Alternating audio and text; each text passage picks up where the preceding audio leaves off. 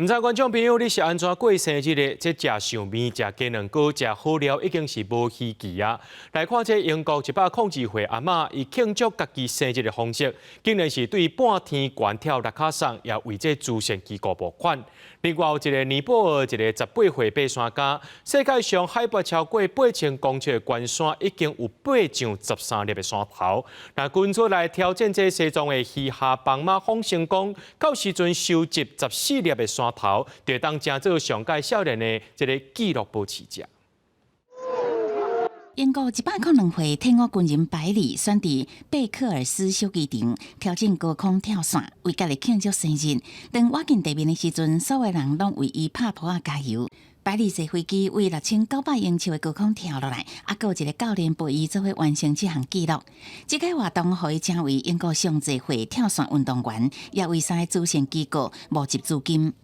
I've been waiting for this day and counting the days and always saying to myself, I've got to keep alive and I've got to keep on my 2 feet and not fall over. So now I've got here and I'm about to go up, I'm delighted. 利用登山柳伫大风势里一步一步有所向前行，刚18岁的尼泊尔登山家索巴人尼玛。已经爬过世界13座海拔超过8000公尺的悬山，创下真侪项纪录。爬过世界14座高峰，这是冒险家登山者所追求最高公营。尼玛离这项公营敢若差一步。这14座高峰拢伫喜马拉雅甲附近的克拉昆仑山脉。克拉昆仑山脉是翻过尼泊尔、中国、印度、巴基斯坦。尼玛讲了做中国发放许可证，伊要伫后个月挑战西藏西夏邦马峰。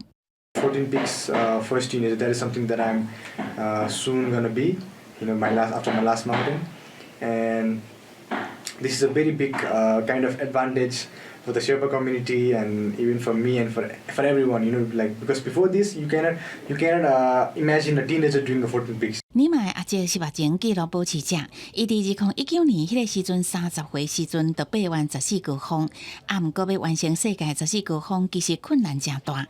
一寡真优秀登山者伫爬山期间，煞因为雪崩落来，真差天气，也是空气伤暴，煞不幸死亡。